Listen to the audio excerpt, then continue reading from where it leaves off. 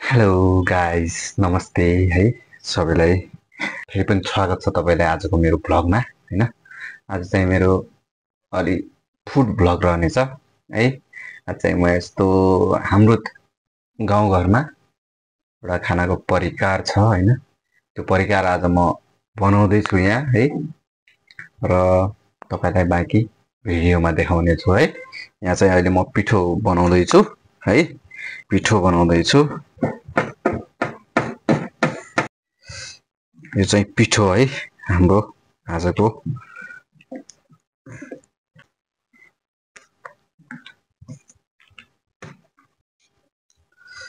यो चाहिँ खासमा चामलको पिठोको हुन्छ है।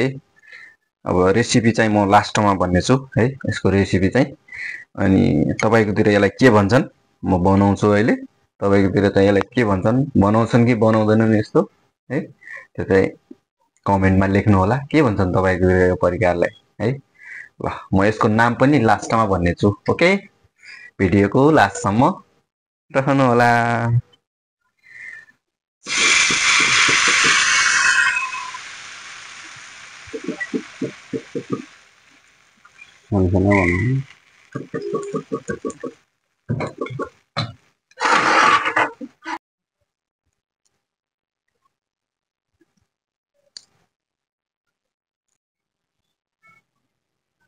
यहाँ चाहिँ हाम्रो पाक्दैछ है, पाक्दैछ।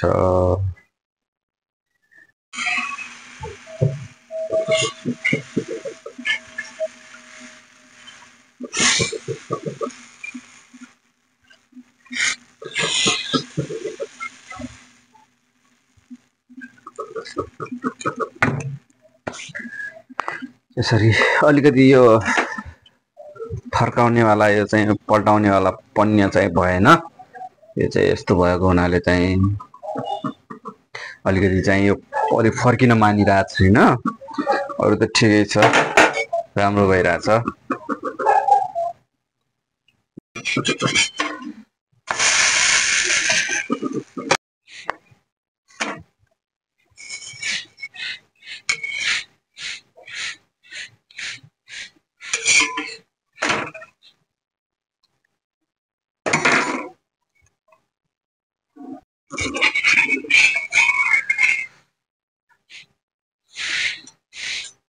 यस्तो भइरहेछ है हाम्रो।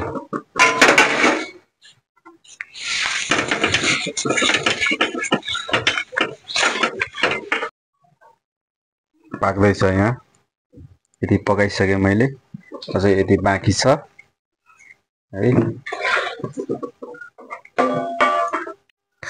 अब चाहिँ रोटी चाहिँ लगभग सक्यो भनौँ। अब एउटा रोटी मात्रै छ बनाउनु है। यो पनि पाकेर सक्यो है, पाकेछ। अब चाहिँ हामी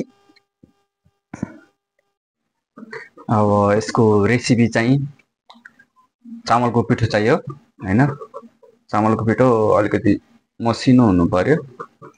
अनि त्यसपछि यसमा चाहिँ अलिकति चाहिँ दही हाल्नु पर्यो।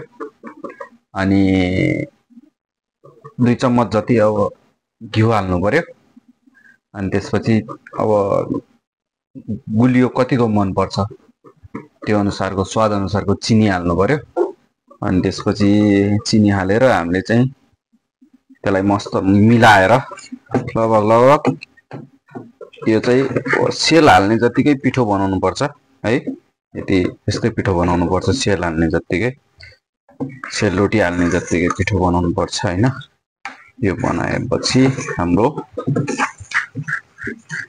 हुन्छ यस्तो रोटी। हाम्रो खाना चाहिँ अब रेडी भइसकेको छ। हेर्नुहोस् यस्तो रोटी छ। अनि यस्तो रोटी छ हेर्नुहोस्। अब चाहिँ हाम्रो यो हाम्रो गाउँतिर चाहिँ यसलाई चाहिँ फौने भन्छन् है। हाम्रो गाउँतिर चाहिँ यसलाई फौने रोटी भन्छन्। तपाईँकोतिर के भन्छन् यसलाई है, के भन्छन् कमेन्ट गर्नुहोस्। के भन्छन् तपाईँकोतिर? हाम्रो गाउँतिर चाहिँ यसलाई फौनेको रोटी भन्छन्। ल है गाइस, अब चाहिँ म फौने खाना गइरहेको छु। कस्तो बनेको छ है।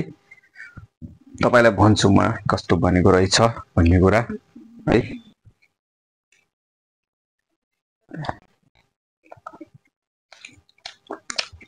राम्रो छ, तपाईहरु पनि बनाउनुस् खानुस्। यदि कहिले खानु भएको छैन, यो बनाउनु भएको छैन भनेपछि बनाउनुस् अनि मिठो हुन्छ, राम्रो हुन्छ। एकचोटि बनाएर टेस्ट गर्नुहोस् है। फौने, त्यसलाई चाहिँ हामी फौने भन्छौं है, फौने। ल बाँकी चाहिँ आजलाई चाहिँ आजको भिडियो चाहिँ यही सकिन्छ। मेरो च्यानलमा पहिलोचोटि हुनुहुन्छ भने चाहिँ सब्स्क्राइब गर्नुहोस्, भिडियोलाई लाइक गर्नुहोस्, कमेन्ट गर्नुहोस् है, शेयर गर्नुहोस्। Okay, by by.